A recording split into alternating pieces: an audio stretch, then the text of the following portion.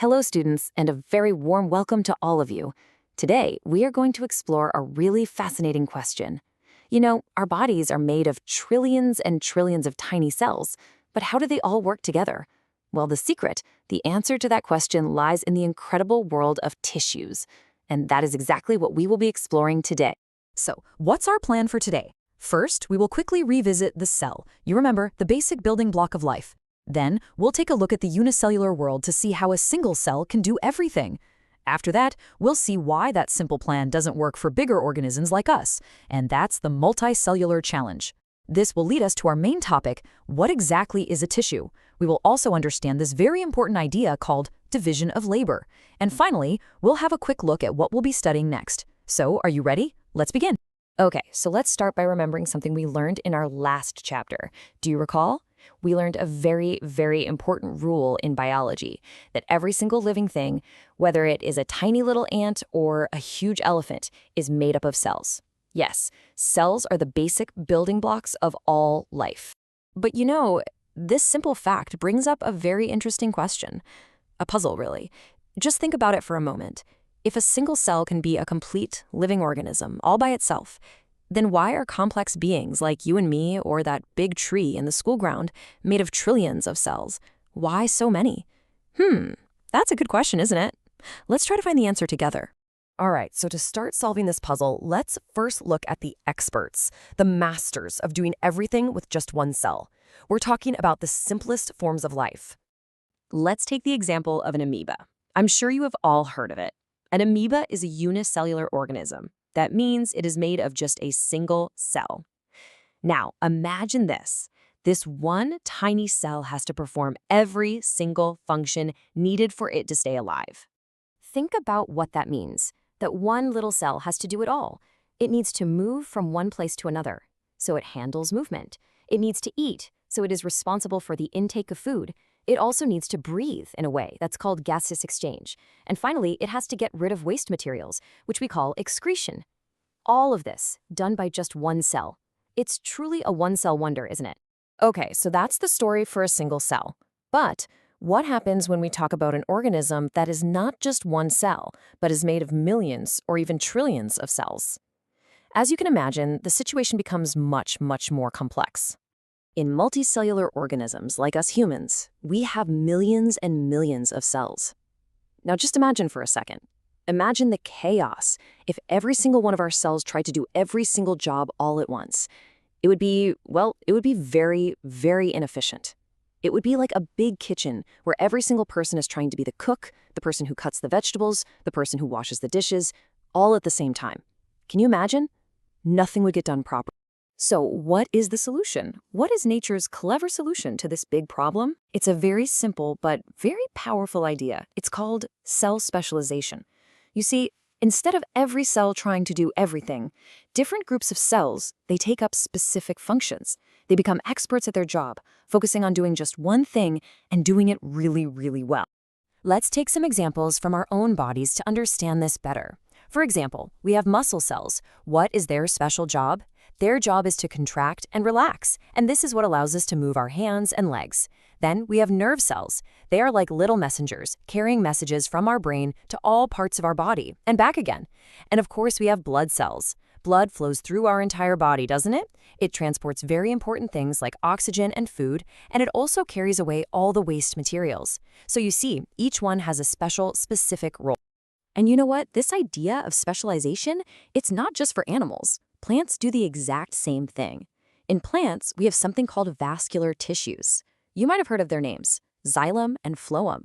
These tissues act like a plumbing system for the plant, conducting water and food from one part of the plant to all the other parts. So for the last few minutes, we have been talking about these groups of cells that do specific jobs, right?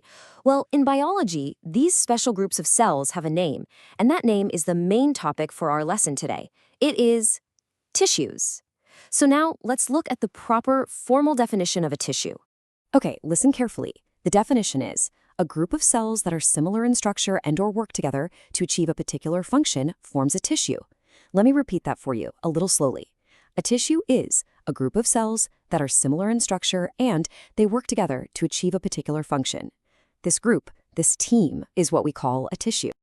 Let's break down this definition into its key parts so it's very clear. So, the first part is it has to be a group of cells, not just one cell, but many cells together. Second, these cells are usually similar in structure. They look alike. Third, and very important, they work together, just like a team. And why do they work together? For what purpose? Well, that's the last part, to achieve a particular function, to do one specific job. Let's look at an example. This here is muscle tissue. It's a perfect example, see? You can see it's a group of cells. Many muscle cells are together. They are all similar in structure, aren't they? And what do? They all work together to do one specific job, to achieve one particular function. And that function is to contract and help us move. So you see, it fits our definition perfectly. Now, this whole idea, this concept of different groups of cells doing different jobs, has a special name in biology. We call it the division of labor. It's a very simple idea, really. It's exactly like teamwork. Let's use an analogy that I'm sure all of you will understand. A cricket team. In a cricket team, every player has a specialized role, don't they? You have a bowler, his job is to bowl. You have a batsman, his job is to score runs. And you have fielders, whose job is to stop the ball. They all have different jobs, but they all work together for one common goal, to win the match. Well, our body works in exactly the same way. The nerve cells are like the messengers, the muscle cells are like the players who make the movements, and the blood cells transport everything. They each have a specialized role, and they all work together as a team to keep us alive and healthy. And it's very important to understand that this arrangement is not random at all.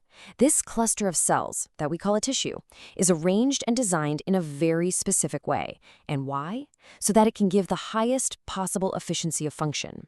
It is a very smart, very organized system. This brings us to another very good question. We have learned that both plants and animals have tissues. But are the tissues in plants and the tissues in animals the same? That's something to think about, isn't it? Let's find out. Well, the biggest differences between plant and animal tissues come down to their very different lifestyles. Just think about it for a moment. Plants are stationary, right? They are fixed in one place. But animals, they move around. This one big difference changes everything. Because animals move, they need a lot more energy, so their tissues are designed for that. Plants, on the other hand, they need to be strong and stand upright against the wind and rain, so they have a lot of supportive tissue. And something very interesting is that much of this supportive tissue is actually made of dead cells, which gives them strength. Even the way they grow is different. So because their needs are so different, it makes perfect sense that their tissues are also very different. All right, so that was a lot of information. Let's take a moment now to summarize the most important points that we have learned in today's lesson. So what are the key takeaways from today? First, in unicellular organisms, one single cell does everything. Second, in multicellular organisms, cells specialize. They form teams, and these teams are called tissues. Third, we learn the proper definition of a tissue, a group of similar cells that work together to perform a specific function. And finally, we learned that this system of teamwork, this division of labor, is what makes complex life so efficient.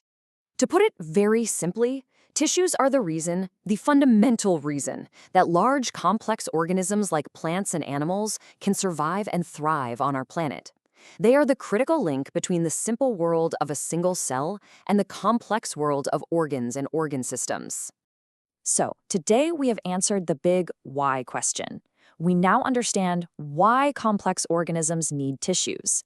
But this, of course, leads us to the next big question.